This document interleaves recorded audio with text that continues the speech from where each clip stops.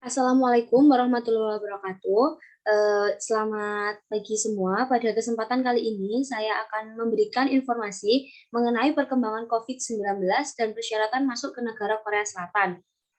Baiklah, tidak perlu lama lagi, saya akan menjelaskan ke slide selanjutnya.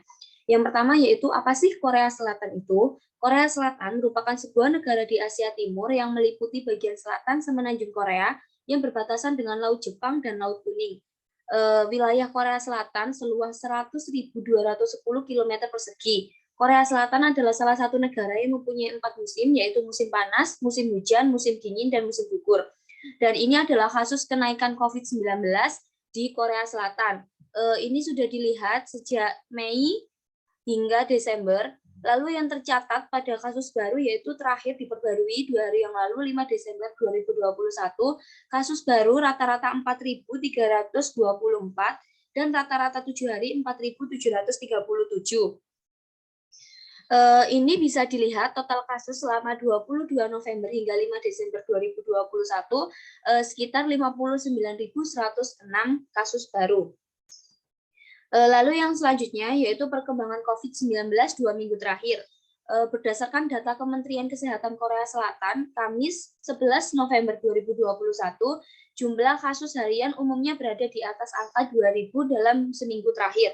Hari ini, tepatnya pada 5 Desember 2021, tercatat ada 2.520 kasus baru. Lalu yang selanjutnya yaitu kasus harian virus corona selama skema hidup dengan COVID-19 juga terpantau fluktuatif, sebab pada 9 November 2021 kasus tercatat turun jadi 1.715 kasus. Lalu bila dibandingkan data 2 bulan terakhir, kasus harian pada 11 September ada 1.865 kasus baru, sementara Korea Selatan mencatat 1.594 kasus di 11 Oktober, sehingga pada 2 minggu terakhir juga Korea Selatan mengalami penurunan COVID-19. Lalu ini adalah beberapa kasus di rumah sakit. Pada sepekan terakhir, rata-rata ada 423 kasus moderat dan parah COVID-19 yang harus dirawat di rumah sakit. Angka rata-rata itu setara 0,82 kasus per 100.000 orang. Lalu, meski demikian, angka kematian masih terpantau sudah di Korea Selatan. Masih terpantau rendah karena pada pekan ini rata-rata 16 orang meninggal atau 0,03 kasus per 100.000 orang. Selama pandemi juga, pasien meninggal di Korea Selatan mayoritas usia 80 tahun ke atas, dengan 1.504 kasus meninggal. Tidak ada remaja di Korea Selatan yang meninggal akibat corona. Sementara pada usia 20-39 tahun tercatat ada 37 yang meninggal. Konsentrasi kasus tertinggi masih berada di Seoul dengan 33,19% per 11 November 2021. Lalu apa saja sih kebijakan mengenai kasus COVID-19 yang sudah diterapkan di Korea? Yang pertama yaitu Korea Selatan akan secara bertahap menghapus pembatasan mulai November besok untuk menerapkan skema baru untuk kembali ke kehidupan normal alias hidup dengan COVID-19.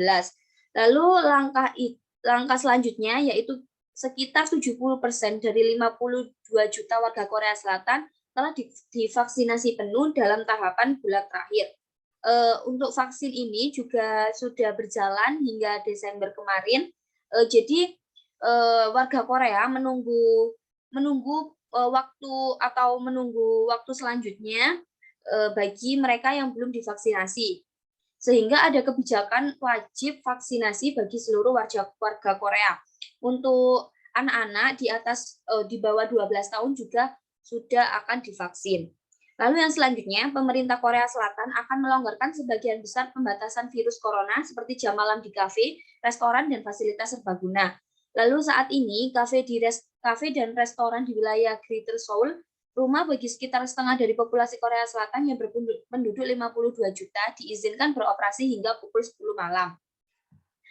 Sementara itu di bagian lain, Korea Selatan diperbolehkan buka sampai tengah malam. Jam operasional fasilitas tersebut bisa buka 24 jam mulai 1 November.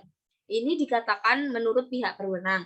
Lalu yang selanjutnya yaitu bisnis hiburan termasuk klub dan fasilitas malam hari lainnya di wilayah Greater Seoul dilarang beroperasi sejak Juni lalu. Sedang di bagian lain Korea Utara diizinkan buka hingga pukul 10 malam. Bahkan konser K-pop berskala besar sudah diizinkan. Untuk konser K-pop berskala besar ini sudah ada kebijakan lagi bahwa mulai bulan November akhir hingga Desember ini sudah mulai berjalan konser K-pop berskala besar, namun tetap dengan menggunakan peraturan protokol kesehatan yang ketat seperti menjaga tempat duduk, memakai masker, dan menjaga ketertiban umum.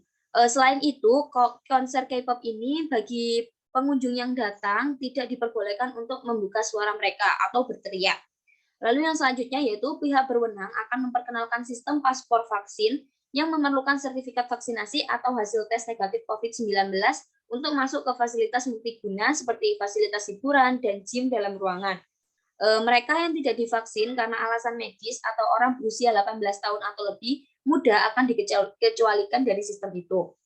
Sementara tahap ketiga, hidup dengan COVID-19 akan dimulai pada akhir Januari 2022 yang akan fokus pada pencabutan sepenuhnya pembatasan. Adapun beberapa persyaratan masuk ke negara Korea Selatan. Yang pertama yaitu vaksinasi dan wisatawan yang telah divaksin. Jadi wisatawan menunjukkan sertifikat internasional yang valid untuk vaksinasi terhadap COVID-19 dengan menggunakan vaksin yang disetujui oleh WHO, dibebaskan dari persyaratan karantina. Dosis akhir harus diberikan setidaknya 14 hari sebelum keberangkatan. Wisatawan ini akan menjalani pemantauan kesehatan melalui aplikasi, mengikuti 2 tes COVID wajib, dan harus membatasi beberapa aktivitas selama 14 hari. Mereka yang memiliki vaksin yang dikeluarkan di luar Korea Selatan hanya dapat dibebaskan dari persyaratan karantina jika berpergian untuk alasan penting termasuk kepentingan bisnis atau akademis yang penting. Lalu yang selanjutnya yaitu wajib karantina. Wisatawan diharuskan untuk dikarantina selama 14 hari pada kedatangan di fasilitas pemerintah dan tes dilakukan pada hari ke-14 periode ini. Jadi ketika wisatawan yang ingin berkunjung ke Korea wajib karantina dahulu 14 hari. Begitupun sebaliknya, wisatawan yang berasal dari Korea juga wajib dikarantina selama 14 hari. Lalu yang selanjutnya yaitu wajib memberikan dokumen tes atau medis. Bukti tes PCR negatif diambil dalam 72 jam sebelumnya. Harus diberikan pada saat keberangkatan. Dokumen ini harus dicetak dan ditulis dalam bahasa Korea atau Inggris. Lalu yang selanjutnya yaitu tindakan pencegahan medis lainnya. Semua wisatawan yang datang harus menjalani pemeriksaan kesehatan, seperti pemeriksaan suhu, penilaian visual, dan pengisian kuesioner kesehatan. Lalu yang selanjutnya yaitu selalu mengupdate info. Mengapa selalu mengupdate info? Karena setiap persyaratan untuk masuk ke negara Korea ini mungkin berubah dalam beberapa saat terakhir. Seperti persyaratan masuk di beberapa negara mungkin tidak akan terlalu ketat bila sudah melakukan vaksinasi COVID lengkap. Namun tidak semua vaksin diterima di semua negara, jadi dihimbau untuk bagi wisatawan setempat wajib selalu memantau atau mengupdate info sebelum berpergian.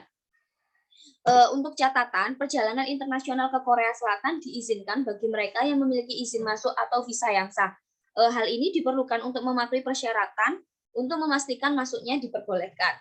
Adapun syarat-syarat pengurusan visa untuk ke Korea Selatan, pengurusan visa ke Korea Selatan saat ini sejak pandemi sedikit susah, tidak seperti sebelum pandemi COVID-19. Ada beberapa informasi seperti wajib konfirmasi tes COVID-19, seperti yang sudah saya jelaskan sebelumnya, wajib membawa tes swab PCR 72 jam terakhir.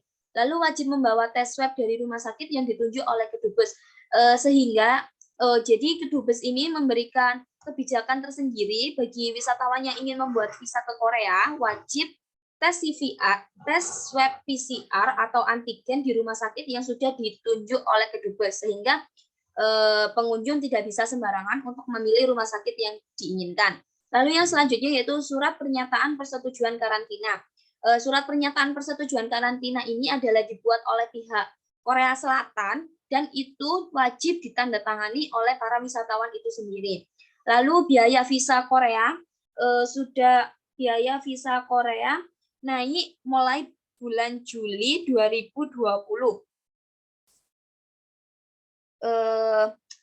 Untuk kenaikannya sendiri sekitar 100 sampai 150 US dollar.